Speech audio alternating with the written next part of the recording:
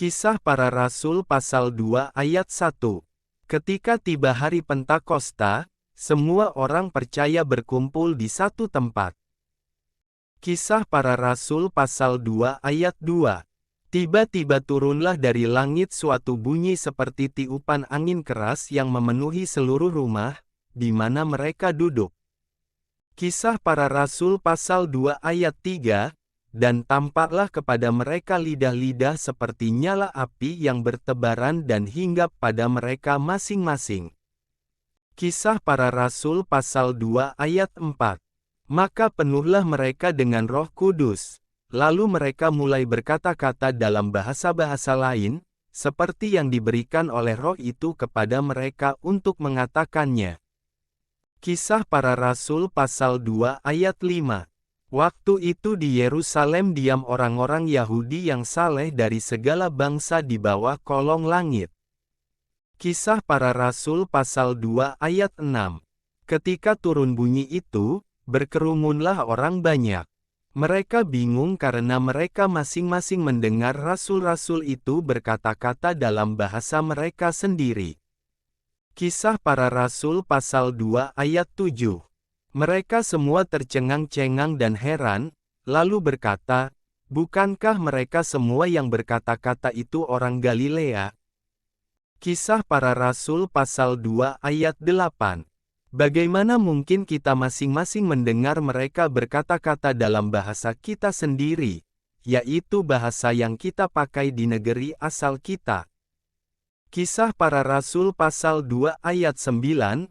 Kita orang Partia, Media, Elam, penduduk Mesopotamia, Yudea dan Kapadokia, Pontus dan Asia.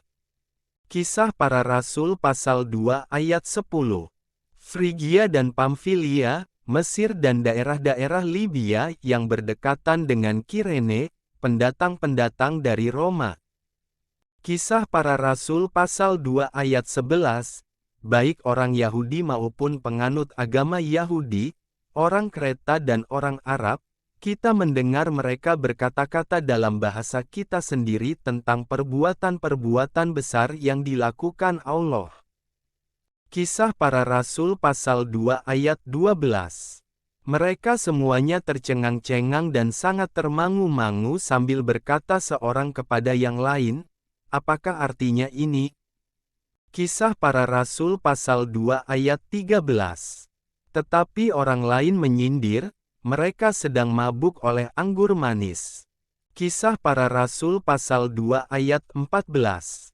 Maka bangkitlah Petrus berdiri dengan ke-11 rasul itu, dan dengan suara nyaring ia berkata kepada mereka, "Hai kamu orang Yahudi dan kamu semua yang tinggal di Yerusalem, ketahuilah dan camkanlah perkataanku ini." Kisah Para Rasul pasal 2 ayat 15.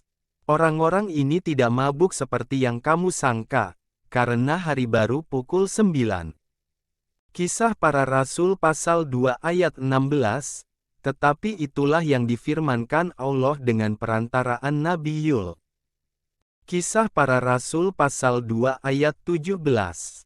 Akan terjadi pada hari-hari terakhir, demikianlah firman Allah, bahwa aku akan mencurahkan rohku ke atas semua manusia, maka anak-anakmu laki-laki dan perempuan akan bernubuat, dan teruna-terunamu akan mendapat penglihatan-penglihatan, dan orang-orangmu yang tua akan mendapat mimpi.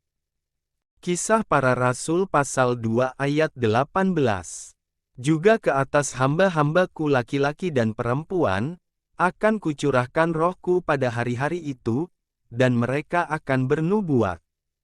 Kisah Para Rasul pasal 2 ayat 19. Dan aku akan mengadakan mujizat-mujizat di atas, di langit, dan tanda-tanda di bawah, di bumi, darah dan api dan gumpalan-gumpalan asap. Kisah Para Rasul pasal 2 ayat 20. Matahari akan berubah menjadi gelap gulita, dan bulan menjadi darah, sebelum datangnya hari Tuhan, hari yang besar dan mulia itu.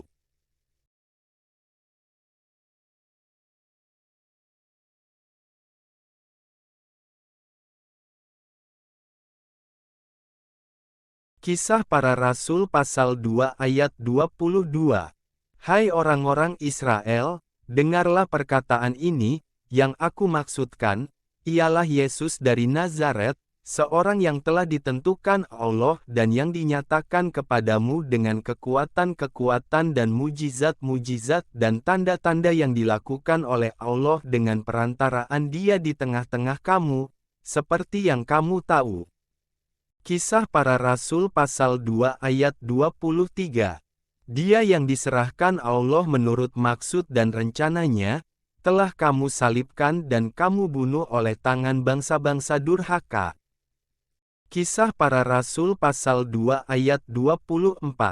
Tetapi Allah membangkitkan dia dengan melepaskan dia dari sengsara maut, karena tidak mungkin ia tetap berada dalam kuasa maut itu. Kisah Para Rasul pasal 2 ayat 25. Sebab Daud berkata tentang dia, "Aku senantiasa memandang kepada Tuhan, karena Ia berdiri di sebelah kananku, aku tidak goyah." Kisah Para Rasul pasal 2 ayat 26. Sebab itu hatiku bersukacita dan jiwaku bersorak-sorak, bahkan tubuhku akan diam dengan tenteram. Kisah Para Rasul pasal 2 ayat 27. Sebab engkau tidak menyerahkan aku kepada dunia orang mati, dan tidak membiarkan orang kudusmu melihat kebinasaan. Kisah Para Rasul pasal 2 ayat 28. Engkau memberitahukan kepadaku jalan kehidupan, engkau akan melimpahi aku dengan sukacita di hadapanmu. Kisah Para Rasul pasal 2 ayat 29. Saudara-saudara, aku boleh berkata-kata dengan terus terang kepadamu tentang Daud, bapa bangsa kita. Ia telah mati dan dikubur, dan kuburannya masih ada pada kita sampai hari ini. Kisah Para Rasul pasal 2 ayat 30. Tetapi ia adalah seorang nabi dan ia tahu, bahwa Allah telah berjanji kepadanya dengan mengangkat sumpah, bahwa ia akan mendudukkan seorang dari keturunan Daud sendiri di atas tahtanya. Kisah Para Rasul pasal 2 ayat 31. Karena itu ia telah melihat ke depan dan telah berbicara tentang kebangkitan Mesias, ketika ia mengatakan, bahwa dia tidak ditinggalkan di dalam dunia orang mati, dan bahwa dagingnya tidak mengalami kebinasaan. Kisah Para Rasul pasal 2 ayat 32. Yesus inilah yang dibangkitkan Allah, dan tentang hal itu kami semua adalah saksi. Kisah Para Rasul pasal 2 ayat 33. Dan sesudah ia ditinggikan oleh tangan kanan Allah dan menerima Roh Kudus yang dijanjikan itu, maka dicurahkannya apa yang kamu lihat dan dengar di sini. Kisah Para Rasul pasal 2 ayat 34. Sebab bukan Daud yang naik ke sorga, malahan Daud sendiri berkata, Tuhan telah berfirman kepada Tuanku. Kisah Para Rasul pasal 2 ayat 35. Duduklah di sebelah kananku, sampai kubuat musuh-musuhmu menjadi tumpuan kakimu. Kisah Para Rasul pasal 2 ayat 36. Jadi seluruh kaum Israel harus tahu dengan pasti, bahwa Allah telah membuat Yesus, yang kamu salibkan itu, menjadi Tuhan dan Kristus. Kisah Para Rasul pasal 2 ayat 37.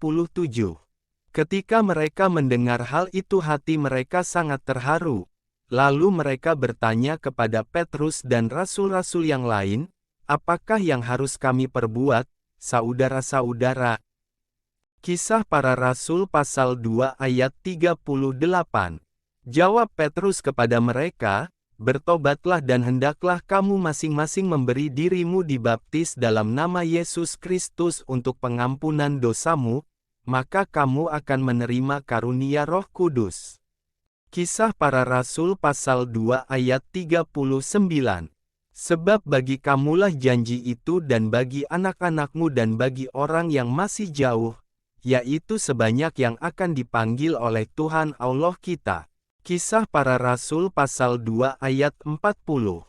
Dan dengan banyak perkataan lain lagi ia memberi suatu kesaksian yang sungguh-sungguh dan ia mengecam dan menasihati mereka, katanya, berilah dirimu diselamatkan dari angkatan yang jahat ini. Kisah Para Rasul pasal 2 ayat 41.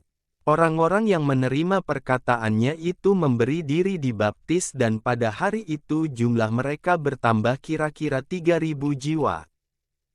Kisah Para Rasul pasal 2 ayat 42. Mereka bertekun dalam pengajaran rasul-rasul dan dalam persekutuan. Dan mereka selalu berkumpul untuk memecahkan roti dan berdoa. Kisah Para Rasul pasal 2 ayat 43. Maka ketakutanlah mereka semua, sedang rasul-rasul itu mengadakan banyak mujizat dan tanda. Kisah Para Rasul pasal 2 ayat 44. Dan semua orang yang telah menjadi percaya tetap bersatu, dan segala kepunyaan mereka adalah kepunyaan bersama. Kisah Para Rasul pasal 2 ayat 45. Dan selalu ada dari mereka yang menjual harta miliknya, lalu membagi-bagikannya kepada semua orang sesuai dengan keperluan masing-masing. Kisah Para Rasul pasal 2 ayat 46. Dengan bertekun dan dengan sehati mereka berkumpul tiap-tiap hari dalam bait Allah. Mereka memecahkan roti di rumah masing-masing secara bergilir dan makan bersama-sama dengan gembira dan dengan tulus hati. Kisah Para Rasul pasal 2 ayat 47, sambil memuji Allah.